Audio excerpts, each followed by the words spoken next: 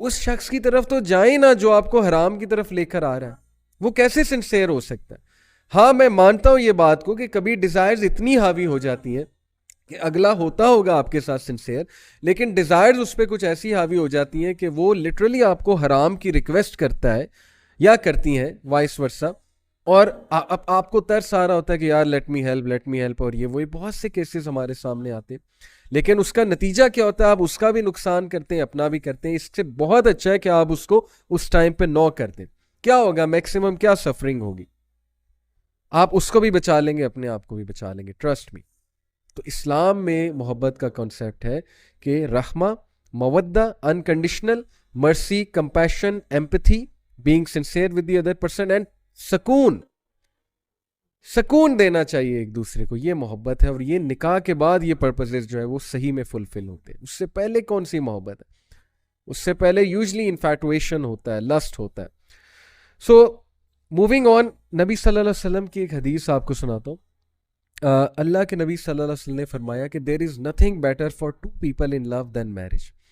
तो यस, इस्लाम इस बात की कदर करता है, इंसानी जज्बात की कदर करता है कि आपको कोई पसंद आ गया, लेकिन इस्लाम ये कहता है कि उसे हलाल तरीके से फॉलो करो, अगले पे भी रहम करो, अपने आप पे भी रहम करो, निकाह की तरफ जाओ।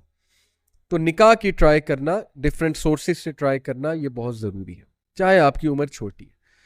अल्लाह ताला ने चाहा तो छोटी उम्र में भी हो जाएगा, लेकिन मसला ये भी है कि ये भी डिसाइड करना कि अगला मेरे लिए फिट है कि नहीं है। माँ बाप की अपनी एक जहनियत होती है, सोच होती है। आप लोग सिर्फ ये देख रहे होते हैं कि यार मुझे उससे मोहब्बत है। अब वो मोहब्बत भी पता नहीं डेफिनेशन उसकी क्या आपके लिए, लेकिन चले मान लेते हैं आप ये देखते हैं मुझे अगले से मोहब्बत है या अगली से मोहब्बत है, और आप ये देख रहे होते हैं कि ये मेरे सारे क्राइटेरिया पे वो पूरी उतरती हैं, मेरी केयर भी करती हैं, या ये मेरी मेरी केयर करते हैं, या ये मुझे टाइम भी देते हैं, मेरी बातें भी सुनते हैं, वगैरह वगैरह। लेकिन माँ बाप की नज़र एक और होती है। वो देख रहे होते हैं बड़े एंगल से कि यार दोनों खानदान आपस में चल सकते हैं कि नहीं चल सकते। उन्हें वो प्रॉब्लम मसाइल, वो मसाइल पता होते हैं हमारी सोसाइटी के, जो आप अभी नहीं देख सकते, जो आपको अभी नहीं समझ आ सकते। इसलिए माँ बाप को बिल्कुल ही साइड पे करके ये कहना कि नहीं मैंने करना ही यहाँ पे है, मैंने जो मर्जी आप कर लें, मैं तो बस यहीं जाऊंगा या जाऊंगी। तो most of them I have seen ending up in divorces या ending up in depression when they come to know after marriage कि यार वाकई मसले तो बहुत है। वो जो शादी से पहले की शेर व शायरी और गाने गाना और एक दूसरे की केयर करना, वो सब निकल जाता है शादी के बाद, जब प्रैक्टिकल लाइफ में बंदा आता है। प्रैक्टिकल लाइफ में अगर कोई चीज़ हेल्प करती है तो वो यही तीन चीज़ें हैं, मवद्दा, कंपैशन, मर्सी, और फिर एक दूसरे को सुकून देना। इसलिए डिसीजन लेते हुए भी बहुत अक्लमंदी का मुजाहरा करें। और ये अक्लमंदी हर कोई नहीं दिखाता है, क्योंकि जब बंदा इस स्टेट में होता है तो उसको समझ कोई नहीं आती। आप जितनी मर्जी सेंस उसमें पुट करने की कोशिश करें, तो अल्लाह से दुआ करें कि उसमें कुछ सेंस आ जाए और उसको समझ आ जाए कि यार जिससे मैं शादी करने जा रहा हूँ, मैंने हर एंगल से देखना है कि क्या हर एंगल से ये मामला मेरे लिए ठीक है। सिर्फ ये नहीं कि मुझे पसंद है और बस लेट्स गो फॉर इट। ये तो बेवकूफ़ाना एक सोच है ना। So this does not suit a मोमिन। मोमिन अक्लमंद होता है। रसूलुल्लाह सल्लल्लाहु अलैहि वसल्लम का मोमिन जो है वो बहुत अक्लमंद होता है, अकल से काम लें।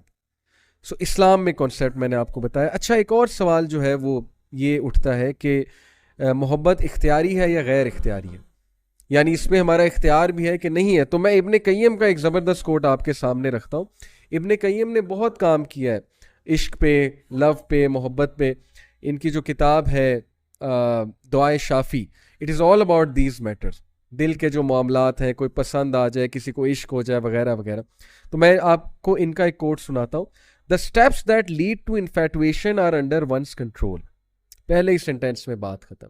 वो चीज़ जो इन्फैटुएशन की तरफ लीड करती है वो आपके इख्तियार में है। कैसे? And what is required is to avoid them. आप उनको अवॉइड करें। कैसे? Looking, harboring thoughts and exposing oneself to circumstances in which one may fall in love are all voluntary matters. इख्तियारी है। कैसे? आपका देखना इख्तियारी है, आपका सोचना इख्तियारी है, आपका उन महफिलों में, उन सर्कमस्टांसिस में अपने आप को इन्वॉल्व करना, एक्सपोज करना इख्तियारी है, जिससे ये चीज़ स्पीड पकड़ेगी, जिससे ये चीज़ जान पकड़ेगी। कैसे? आपकी नज़र किसी पे पड़ी, आपको बहुत पसंद आए या आई।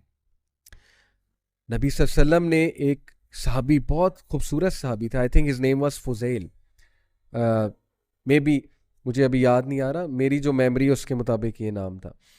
तो वो नबी सल्लल्लाहु अलैहि वसल्लम के साथ कैमल पे बैठे हुए थे। He was extremely handsome. हज के मौके पे अल्लाह के नबी सल्लल्लाहु अलैहि वसल्लम से एक खातून, क्योंकि हज के मौके पे पर्दा नहीं होता ना, तो वो उनका निकाब नहीं था, उनका चेहरा ओपन था, वो नबी सल्लल्लाहु अलैहि वसल्लम से कोई मसला दरियाफ्त करने आई। तो वो जो सहाबी थे, he was looking at her and the women also started looking at him. अल्लाह के नबी सल्लल्लाहु अलैहि वसल्लम ने उनका चेहरा यहाँ से पकड़ के इस तरफ कर दिया। क्या दर्श देता है हमें ये चीज। और फिर जो अल्फाज कहे अल्लाह के नबी सल्लल्लाहु अलैहि वसल्लम ने, सही बुखारी में, ही सेड के आई डू नॉट ट्रस्ट शैतान विद दीज टू उम्मतीज, यानी मैं, ये जो मेरा उम्मती है और ये जो खातून है, इन दोनों के हवाले से मैं शैतान को ट्रस्ट नहीं करता। ठीक है, आप कहें कि ये बहुत नेक है, वो बहुत नेक है, कुछ नहीं होगा, लेकिन शैतान तो बीच में है ना, शैतान तो बड़ों बड़ों को वर्गला गया। तो अल्लाह के नबी सल्लल्लाहु अलैहि वसल्लम ने उनका चेहरा फेर दिया।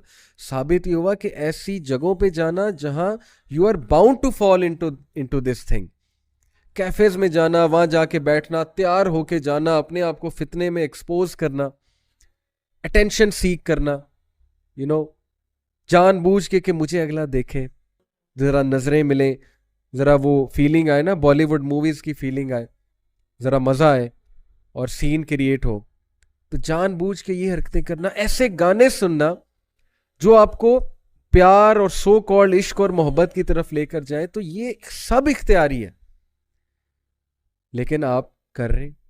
और फिर जब आप इस तरफ चले जाते हैं तब इंसान कहता है ये तो गैर इख्तियारी था, मेरे तो इख्तियार में ही नहीं था।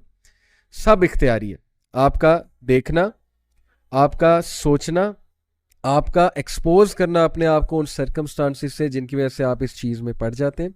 तो इब्ने कय्यम कहते हैं कि बट वंस वन टेक्स दो steps then what results from what is that is something that a person has no control over. एक बार फंस गए तो फिर जो चीज आप पे आएगी उसमें फिर उसके ऊपर कंट्रोल आपके लिए बहुत मुश्किल है। फिर आप ये कहेंगे कि लो जी अब तो ये मेरे इख्तियार में। तो इसलिए please take care of your gaze, starting from gaze, lower your gaze. Number 2, कोई वैसे पसंद आ जाता है, उसके बारे में ज्यादा सोचे ना, उसकी बातों पे ज्यादा ना सोचे। अगर वो आपके लिए फितना, उसको देखना छोड़ दें, सीधी सी बात है, उसके साथ इंटरेक्शन छोड़ दें, उसकी महफिल में जाना छोड़ दें। अगर कोई बहुत ही बड़ी मजबूरी है कि उसने आपके सामने आना ही आना, फिर अल्लाह ताला से दुआ करें कि अल्लाह मेरे दिल से वो चीज़ निकाल दे, अगर ये चीज़ मेरे लिए नुकसान दे, दुआ करें अल्लाह ताला से। लेकिन अगर ये चीज़ फ़ायदेमंद है तो अल्लाह मुझे जल्द ये चीज़ मेरे नसीब में लिख दे, अदरवाइज अल्लाह मुझे इस डिजीज़ से छुटकारा दे दे, दुआ करें। लेकिन थॉट्स को बिल्ड ना करें, ज़्यादा सोचें ना, उनके बारे में ना सोचें, और फिर उन सर्कमस्टांसिस में अपने आप को ना डालें कि आप लोग स्लिप हो जाएं। तो ये सब इख्तियार में है ब्रदर्स एंड सिस्टर्स। हम क्यों जानबूझ के अपने आप को उन चीज़ों में डालते हैं? क्योंकि हमें बॉलीवुड मूवीज़ ने मैसेज ये दे दिया है कि इश्क जो है वो ज़िंदगी का मकसद है।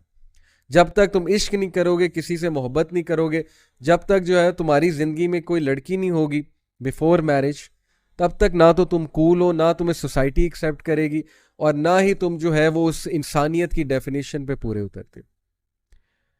तो ये है असल में मामला सारा का सारा, जिसकी वजह से मैं समझता हूँ कि हमारी यूथ अपना कैरियर भी वेस्ट कर रही है, हमारी यूथ दीन और दुनिया दोनों से हाथ धो रही है। अल्लाह माफ़ करे, अल्लाह ताला उन्हें बचाए।